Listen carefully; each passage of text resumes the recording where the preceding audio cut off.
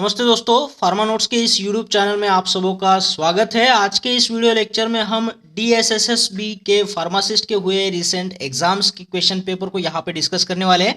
तो चलिए आज के इस शानदार सेशन को स्टार्ट कर देते हैं।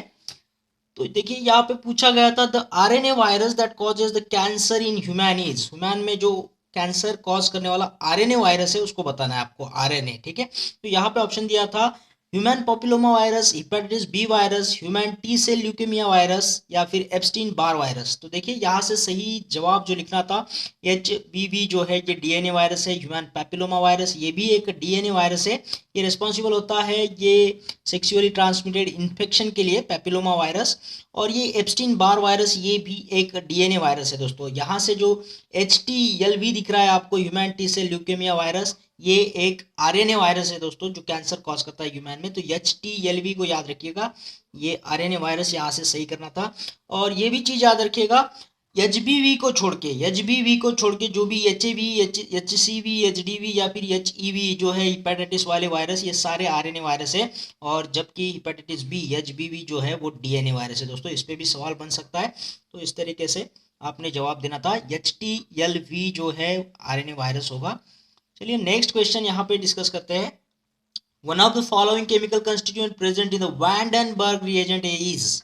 वैंडनबर्ग रिएजेंट में जो केमिकल कंस्टिट्यूएंट होता है उसका नाम बताना है आपको। देखिए ऑप्शन में दिया था sulfanilamide, sulfanilic acid, sodium chloride, sodium thiosulfate. तो यहाँ से सही जवाब लिखना था दोस्तों ये सल्फानिलिक एसिड वाला। ठीक है, जब सल्फानिलिक एसिड जो है वो डायआज़ोटाइज्ड बिलिरुबिन के साथ में जब कंबाइन हो जाता है तो पर्पल कलर मिलता है दोस्तों। ठीक है, तो ये वैंडनबर्ग रिएक्शन हो गया। ये हमें बताता है कि कॉन्जुगेटेड बिलिरुबिन का लेवल ब्लड में बड़ा है या नहीं, ये जॉन्डिस के बारे में हमें इंफॉर्मेशन देता है। वैंडनबर्ग रिएक्शन को याद रखिएगा। ठीक है, तो चलिए नेक्स्ट यहाँ पे सवाल है the epithelium composed of a single layer of flattened cells is termed as. देखो एपिथेलियम सेल के ऊपर ये सवाल है। ऑप्शन में आपको ciliated epithelium, columnar epithelium, cuboidal epithelium या फिर पेवमेंट एपिथेलियम दिया है। तो मैं आपको बता दूं, सभी को पता होगा सिंपल स्क्वामस एपिथेलियम तो प्रेजेंट होता है इस एपिथेलियम में। सिंगल लेयर से फ्लैटेंड सेल जो होते हैं उसको सिंपल स्क्वामस एपिथेलियम बोला जाता है, और जिसका दूसरा नाम यहाँ पे है पेवमेंट एपिथेलियम। ठीक है, तो इसे आप लोगों ने यहाँ पे सही करना था, पेवमेंट एपिथेलियम करके। चलिए नेक्स्ट क्वेश्चन की तरफ बढ़ेंगे। देखो यहाँ पे पूछता है all of the following generally shows the presence of sinusoid except. देखो सभी में सिनुसॉइड होता है लेकिन किसी एक में नहीं होता है, वो बताना है। पहले सिनुसॉइड क्या होता है देख लीजिएगा। ये एक ट्यूबुलर स्पेस होता है, एक पाइपलाइन होती है जैसे कैपिलरीज और वेन्यूल्स होता है ना। लेकिन कैपिलरीज और वेन्यूल्स के बजाय यहाँ पे कुछ अलग ही ट्यूबुलर स्पेस होता है जिससे ब्लड पास होता है दोस्तों। ठीक है, तो कैपिलरीज और वेन्यूल्स के जैसे दिखने वाला, कैपिलरीज और वेन्यूल्स तो नहीं होता है वो, लेकिन जो दूसरा ट्यूबुलर स्पेस होता है जिससे ब्लड पास होता है उसे हम सिनुसॉइड बोलेंगे। और ऐसे सिनुसॉइड जो है वो किस में प्रेजेंट होता है, लीवर में प्रेजेंट होता है, बोन मैरो में प्रेजेंट होता है, पैंक्रियाज में प्रेजेंट होता है।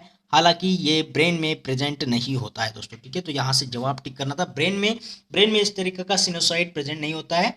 ऐसी कोई ट्यूबुलर नहीं है अदर देन कैपिलरीज वेन्यूल्स के अलावा जिससे में ब्लड पास होता हो, लेकिन इन बाकी लोगों में ये प्रेजेंट होता है सिनुसॉइड।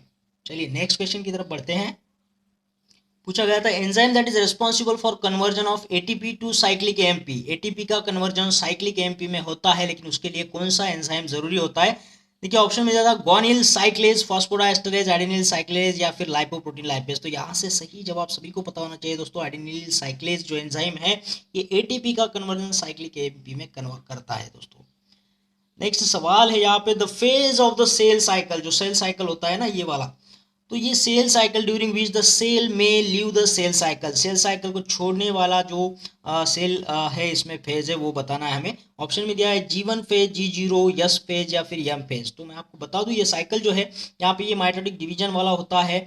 G2 में इसके लिए सेल को बनाया जाता है, माइटोटिक डिवीजन के लिए इसका यहाँ पे प्रिपरेशन किया जाता है G2 फेज में। S फेज जो होता है सिंथेसिस का होता है, डीएनए सिंथेसिस का फेज होता है। और G1 में सिंथेसिस के लिए उस सेल को प्रिपेयर किया जाता है दोस्तों। और जब ये साइकिल को छोड़ के जब रेस्टिंग स्टेज में वो चला जाती है सेल, तो उसको G0 फेज बोलते हैं दोस्तों। ठीक है, G0 फेज जो होता है रेस्टिंग फेज होता है, जबकि ये सेल साइकिल को छोड़ के जाता है, लीव द सेल साइकिल, तो G0 फेज में वो सेल चला जाएगा।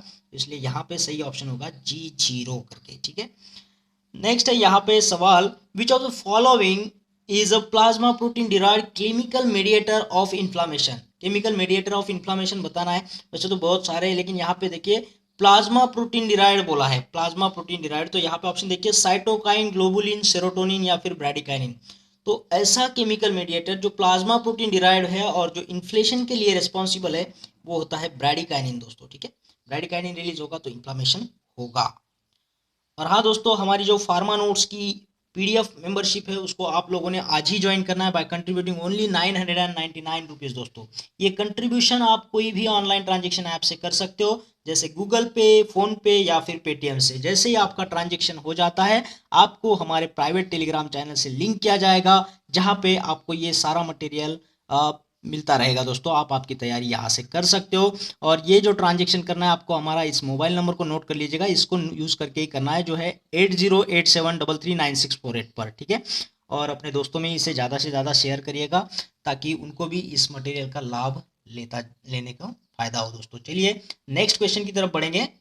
देखिए पूछा गया था the alcohol content glycolipid is. Glycolipid बताना है आपको, अल्कोहल कंटेनिंग ग्लाइकोलिपिड। तो यहाँ पे ऑप्शन दिया था स्पिंगोसिन, सॉर्बिटॉल, माल्टिटॉल या फिर ग्लिसरॉल। तो देखिए ये भी एक अल्कोहल ही, लेकिन ये शुगर अल्कोहल है। सॉर्बिटॉल जो है, माल्टिटॉल जो है, ये शुगर अल्कोहल प्रॉलियोल्स में आते हैं, ग्लिसरॉल, ग्लिसरीन जिसे बोला जाता है। लेकिन स्पिंगोसिन ये एक ग्लाइकोलिपिड है दोस्तों। ठीक है, यहाँ पे देखो अल्कोहल भी है, लिपिड भी है और ग्लाइको यानी यहाँ पे कार्बोहाइड्रेट्स भी है, इन सभी का कॉम्बिनेशन होता है ये स्पिंगोसिन। तो ये अल्कोहल कंटेनिंग ग्लाइकोलिपिड्स में आएगा स्पिंगोसिन। ठीक है, तो ये आप बायोकेमिस्ट्री में पढ़ सकते हो, इसका क्लासिफिकेशन जो भी लिपिड क्लासिफिकेशन है, प्रोटीन क्लासिफिकेशन है, कार्बोहाइड्रेट के क्लासिफिकेशन है, उसको आपने पढ़ना है। नेक्स्ट सवाल है the type of aneurysm occurring mainly in the arch of aorta is. Arch of aorta में जो एन्यूरिज्म होता है उसका टाइप बताना है आपको। तो यहाँ पे देखिए ऑप्शन दिया था सैक्युलर, फुसिफॉर्म, माइक्रो एन्यूरिज्म या फिर डिसेक्टिंग एन्यूरिज्म। तो देखिए ये एन्यूरिज्म होता क्या है, जो हमारा आर्टरी होता है ना उसमें इस तरीके का बलून जैसा ये इन्फ्लामेशन जैसा हो जाता है, उसे हम एन्यूरिज्म बोलते हैं। ठीक है, तो ये सेक्युलर यानी क्या, एक ही साइड में ये इस तरीके का बलून बन जाएगा, तो इसे सेक्युलर बोला जाएगा। अगर ये हर तरफ से इसका जो गोलाकार भाग है हर जगह से ये बलून बना चुका है ना, हर तरीके से बलून बना चुका है हर साइड से, तो उसे फुसिफॉर्म बोलते हैं। और माइक्रो एन्यूरिज्म जो होता है वो आंखों के अंदर हमें दिखता है, वो लाल डॉट होता है, उसका कोई तकलीफ नहीं होता है, लेकिन उसे माइक्रो एन्यूरिज्म बोला जाता है जो आई से रिलेटेड है। अब बाकी बचा जो डिसेक्टिंग है, तो ये वाला डिसेक्टिंग टाइप का एन्यूरिज्म होता है इसमें, जो आर्क ऑफ आर्टा के पास में होता है। ठीक है, तो यहाँ पे हमने सही करना है डिसेक्टिंग वाला जो एन्यूरिज्म है वो इसके लिए, आर्क ऑफ आर्टा के लिए। ठीक है, नेक्स्ट क्वेश्चन की तरफ हम बढ़ेंगे। यहाँ पे the thermoregulatory centre in the brain is located in. Thermoregulatory जो सेंटर है जो हमारे बॉडी का टेम्परेचर वगैरह मेंटेन करता है वो कहाँ होता है, ब्रेन के कौन से पार्ट में होता है। ऑप्शन देखो सेरेबेलम भी है, सेरेब्रम भी है, मिडुला ऑब्लोंगेटा, हाइपोथैलेमस। तो देखो हाइपोथैलेमस जो है सभी को पता है, हाइपोथैलेमस ही हमारे ब्रेन का जो पार्ट है जो थर्मोरेगुलेशन करता है हमारे बॉडी के लिए, टेम्परेचर जो है मेंटेन करता है बॉडी का। ठीक है, नेक्स्ट सवाल है यहाँ पे the source of salmonella generated enterocolitis is. देखो साल्मोनेला जो है उससे एंटेरोकोलाइटिस कब होगा, क्या कौन सा इसका सोर्स होगा। तो यहाँ पे ऑप्शन दिया है बीफ, चीज़, शेलफिश या फिर वाटर। तो ये जो बीफ होते हैं ना ये पूरे कुक नहीं होते हैं, ये पार्शियली कुकड हुआ जो बीफ होता है उसे खाने से ये साल्मोनेला जो है एक्टिव हो जाते हैं और एंटेरोकोलाइटिस जो है वो जनरेट करते हैं दोस्तों। तो यहाँ पे बीफ आपका सही आ जाएगा। ठीक है, चलिए अगले क्वेश्चन की तरफ बढ़ेंगे। देखिए पूछा है the number of ATP yielded in the body from one molecule of glucose as a result of ETC यानी इलेक्ट्रॉन ट्रांसपोर्ट चेन होने के बाद में एक मॉलिक्यूल ऑफ ग्लूकोज से कितना एनर्जी जनरेट होगा, कितना एटीपी जनरेट होगा दोस्तों।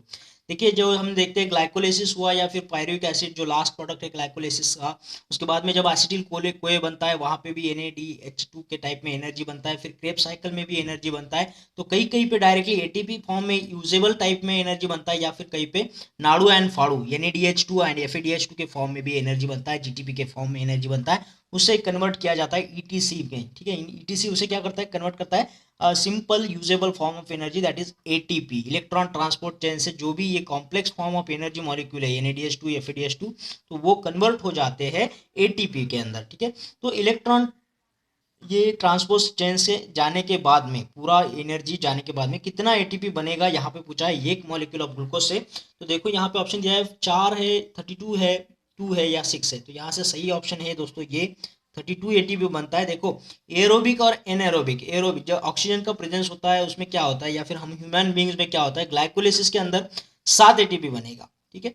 और यहाँ पे क्रेब साइकिल के अंदर 5 और ये 20 बनेगा अलग से, ठीक है। 5 कहाँ बन रहा है, जो फाइनल प्रोडक्ट है पायरुविक एसिड यहाँ पे बना है, और उसका एसिटिल कोए जब बनता है वहाँ पे 5 बनेगा, आगे 20 बनेगा। तो इस तरीके से टोटल आप करोगे तो 32 एटीपी आपको मिलेगा एरोबिक के अंदर। अब ये कैलकुलेशन कैसे किया हुआ है, जैसे NaDH2 से जबकि हम पकड़ते हैं कि 3 एटीपी बनेगा, लेकिन यहाँ पे उसको 3 नहीं पकड़ा है, 3.5 पकड़ा है, सॉरी 2.5 पकड़ा है। और FeDH2 से 2 बनता है, तो यहाँ पे 1.5 पकड़ के कैलकुलेशन किया हुआ है दोस्तों, तब जाके 32 एटीपी बनता है। लेकिन उसी कैलकुलेशन को यहाँ 38 एटीपी भी आपको दिख रहा है। जब आप एक NaDH2 मॉलिक्यूल से 3 एटीपी पकड़ोगे, एक FeDH2 से 2 एटीपी मॉलिक्यूल पकड़ोगे, तब आपका कैलकुलेशन ये आएगा। ये 7 की जगह पे 8 बनेगा, ये 5 की जगह पे 6, ये 20 की जगह पे 24, तो ये कुल मिला के 38 एटीपी आपका आंसर होगा, ठीक है। तो जो भी ऑप्शन है, ऑप्शन के हिसाब से आपने सही जवाब देना है। और यहाँ पे देखो एनारोबिक, जहाँ पे ऑक्सीजन प्रेजेंस नहीं है, वहाँ पे डायरेक्टली जो फाइनल प्रोडक्ट है ग्लाइकोलिसिस का पायरुवेट करके पायरुविक एसिड जो है लैक्टिक एसिड में कन्वर्ट हो जाता है ऑक्सीजन के अब्सेंस में, तो यहाँ पे सिर्फ और सिर्फ 2 एटीपी आपको मिलेगा, ठीक है। तो इसमें याद रखना है एरोबिक के अंदर 32, एनारोबिक के अंदर 2 एटीपी। अगर 32 ऑप्शन नहीं है, 38 है, तो आपने इसको क्लिक करना है, ठीक है। तो जो किताबें हैं अलग अलग बताते हैं, लेकिन हमें ऑप्शन के हिसाब से चलना है। नेक्स्ट सवाल है यहाँ पे, which of the following vitamin is essential for the citric acid metabolism. आपने TCA साइकिल सुना होगा, क्रेब साइकिल सुना होगा, उसी को सिट्रिक एसिड साइकिल भी बोलता है। तो सिट्रिक एसिड साइकिल में, सिट्रिक एसिड मेटाबॉलिज्म में कौन सा विटामिन का इस्तेमाल होता है, कौन से विटामिन इसेंशियल, वो बताइएगा। यहाँ ऑप्शन दिया है रेटिनॉल, साइनोकोबालामाइन, थायामाइन या फिर एस्कॉर्बिक एसिड। तो यहाँ से सही जवाब देना है दोस्तों ये थायामाइन वाला, ठीक है। तो यहाँ पे देखो कैसा एक ट्रिक लिखा हुआ है हमने, साइट पैटर्न। साइट पैटर्न अगर आप बोलते हो तो आपको ये सारा याद रह जाएगा। साइट पैटर्न, साइट इसलिए लिखा है कि सिट्रिक एसिड के लिए, और पैटर्न इसलिए लिखा है, देखो पैटर्न को मैं इस तरीके से लिखूंगा, PTRN पैटर्न।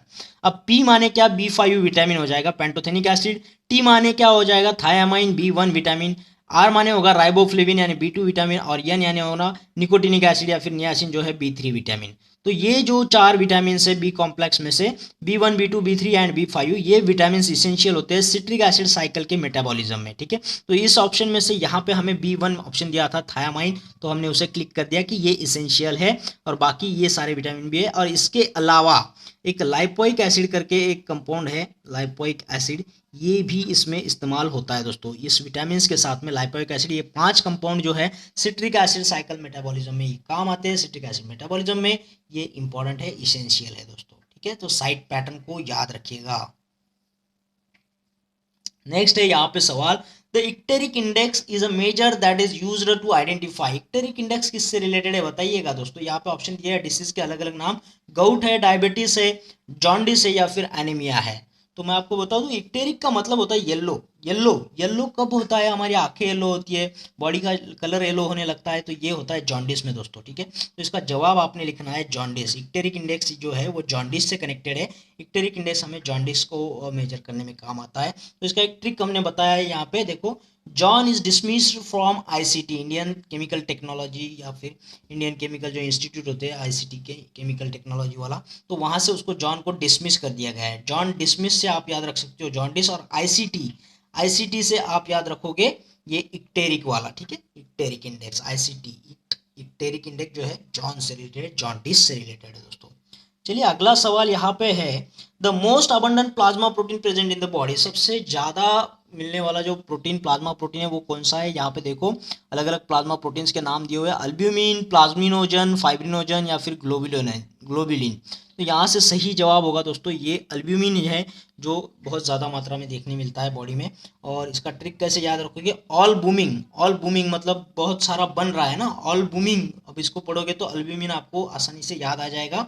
ऑल बूमिंग, हर जगह पे अल्ब्यूमिन, हर जगह पे अल्ब्यूमिन से आप इसे याद रख सकते हो। तो ठीक है दोस्तों, आशा करता हूँ आपको ये सेशन अच्छा लगा होगा, पसंद आया होगा। और अगर ऐसा हुआ है तो इस वीडियो को लाइक करना है, शेयर करना है, और कमेंट बॉक्स में कमेंट ज़रूर डालना है दोस्तों, ठीक है। और मेरी उन लोगों से दरखास्त है, रिक्वेस्ट है कि अभी तक अगर आप लोगों ने हमारे चैनल को सब्सक्राइब नहीं किया, चैनल को सब्सक्राइब कर दीजिएगा, और उसके बाद आने वाले बेल आइकॉन को ज़रूर क्लिक करिएगा दोस्तों। इससे होता क्या है कि आने वाले हर एक वीडियो का नोटिफिकेशन आपको मिलते रहता है, और आपको यूं ही लाभ होता रहता है दोस्तों। तो ठीक है, फिर मिलते हैं एक और बेहतरीन वीडियो के साथ में, तब तक के लिए थैंक यू।